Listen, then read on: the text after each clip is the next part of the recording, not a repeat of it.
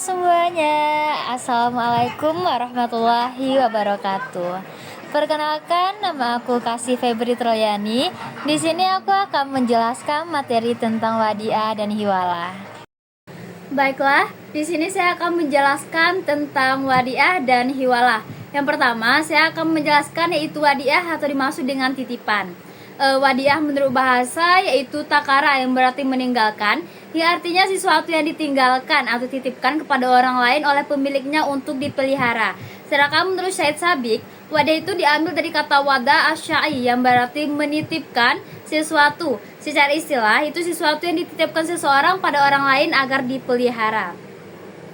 Dalam kerangka hukum perbankan syariah, Undang-Undang Nomor 21 tentang Perbankan Syariah mendefinisikan akad wadiah sebagai akad penitipan barang atau uang antara pihak pemilik barang dengan pihak yang diberi kepercayaan. Tujuan akad ini adalah untuk menjaga keselamatan, keamanan, serta keutuhan barang atau uang. Sedangkan secara terminologi, wadiah pada konteks ini tetap diartikan sebagai memberikan kekuasaan kepada orang lain untuk menjaga dan memelihara harta atau barang dengan cara yang jelas dan sesuai melalui isyarat yang sesuai. Selanjutnya ada rukun dan syarat wadiah. Rukun wadiah menurut Hanafiyah ada ijab dan kabul dengan ungkapan saya titipkan barang ini kepada Anda, atau dengan kalimat saya minta Anda memelihara barang ini, atau dengan kalimat yang semakna dengan hal yang ini kemudian pihak lain menerima.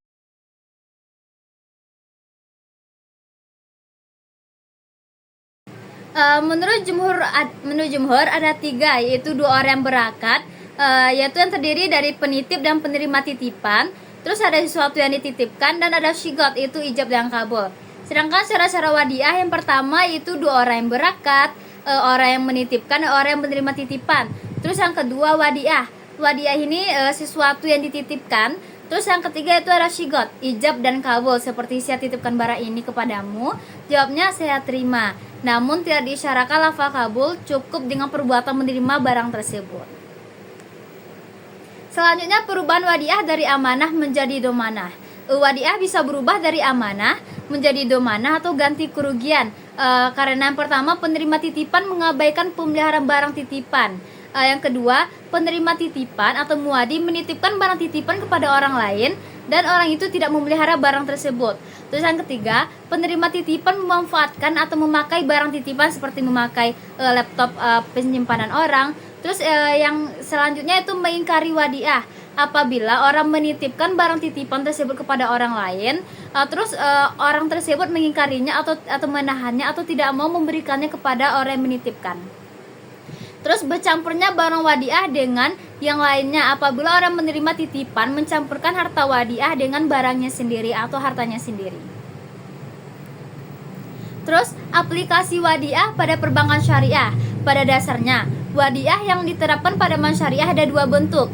Yang pertama, wadiah yad al-amanah memiliki karakteristik seperti barang yang dititipkan tidak boleh dimanfaatkan dan digunakan oleh penerima titipan. Terus yang kedua, penerima titipan hanya berperan sebagai penerima amanah yang bertugas dan berkewajiban memelihara barang titipan.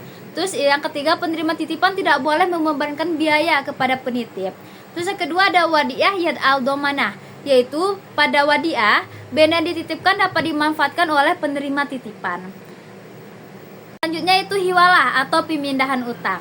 Pengertian hiwalah ini diambil dari kata tahwil yang berarti intikal atau perpindahan. Yang dimaksud di sini adalah pemindahan utang dari tanggung jawab orang yang berhutang atau muhil menjadi tanggung jawab orang yang berkewajiban membayar hutang atau muhal alaih. Selanjutnya ada rukun dan syarat hiwalah. Yang pertama mukil atau orang yang berutang dan berpiutang, yaitu orang yang menghiwalahkan utangnya. Yang kedua, muhal atau orang yang berpiutang, yaitu orang yang menghiwalahkan atau dipindahkan utangnya. Yang ketiga itu mulai atau orang yang berutang, yaitu orang yang menerima hiwalah. Terus yang keempat adanya utang mahil kepada muhal atau utang muhal alaih kepada muhil.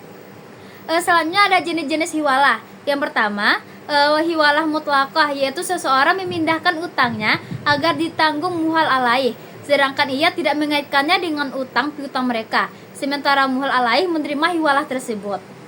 Yang kedua, hiwalah mukayat. Hiwalah mukayat ini orang yang berutang memindahkan beban utangnya kepada muhal alaih dengan mengaitkan pada piutang yang menjadi haknya kepada muhal alaih tersebut. Yang ketiga itu hiwalah al-haq. Hiwalah al-haq ini yaitu pemindahan hak atau piutang dari seorang pemilik piutang lainnya. Terus yang keempat ada hiwalah al-dain, yaitu hiwalah al-dain ini adalah pengalihan utang dari seseorang berutang kepada pengutang lainnya. Terus yang terakhir ada berakhirnya akad hiwalah. Hiwalah dapat dinyatakan berakhir karena beberapa hal sebagai berikut. Yang pertama, rusaknya atau fakah hiwalah. Fakah ini merupakan kondisi di mana akad hawalah itu batal atau berakhir sebelum terlaksananya seluruh kewajiban yang seharusnya dipenuhi, baik karena adanya kesepakatan bersama maupun sebab ia yang menyebabkan berakhirnya akad tersebut. Terus adanya kerusakan atau kerugian bagi pihak mulai alaih karena kematian atau kebangkrutan atau muzhal. Terus selanjutnya yaitu pelunasan yang dilakukan muhal alaih kepada